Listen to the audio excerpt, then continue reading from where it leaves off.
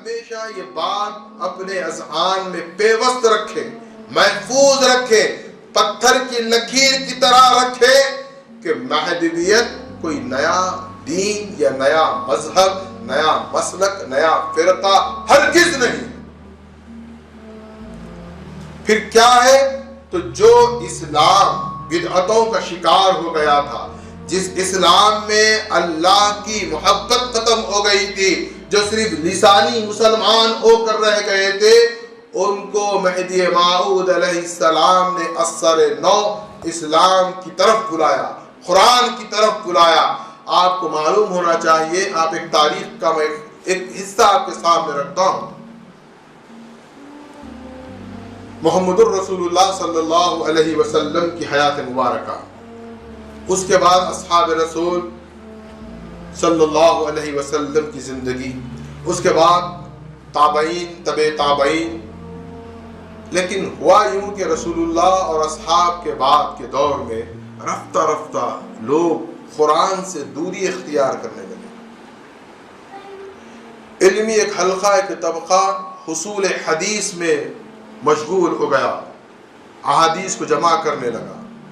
دوسرا طبقہ فقہ کی طرف مائل ہو گیا کہ کس طرح، کس کا مسئلہ کیا ہے، کس طرح کیا ہوگا، فقہی مسائل میں الجھ کر رہ گیا۔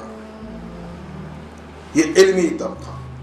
اب اس میں ایک روحانی طبقہ جس کو متصوفین کہا جاتا ہے، جو صوفیہ کا تھا، وہ درویشی کی زندگی گزارنے لگے۔ وہاں پر مجاہدے کروائے جانے لگے، وظائف کا ورد کروایا جانے لگا، ایک الگ طریقے سے لوگوں کا تزکیہ نفس کروایا جانے لگا۔ لیکن آپ دیکھیں کہ 800 ہجری تک کی تاریخ میں قرآن مجید فرقان حمید کی طرف لوگوں کی جو رغبت تھی وہ بہت کم ہو گئی، بلکہ احادیث کو وضع کر لیا گیا کہ یہ سورہ پڑھنے سے یہ فضیلت، یہ سورے سے یہ برکت، یہ سورے سے یہ، تو لوگ صرف قرآن کو انہیں حصول برکت کے لیے پڑھنے لگ گئے۔ آپ دیکھیں کہ 800 ہجری کے نصف کے بعد میرا سید محمد جونپوری مہدی موعود علیہ السلام نے سوائے قرآن کے کوئی اور بات نہیں کی۔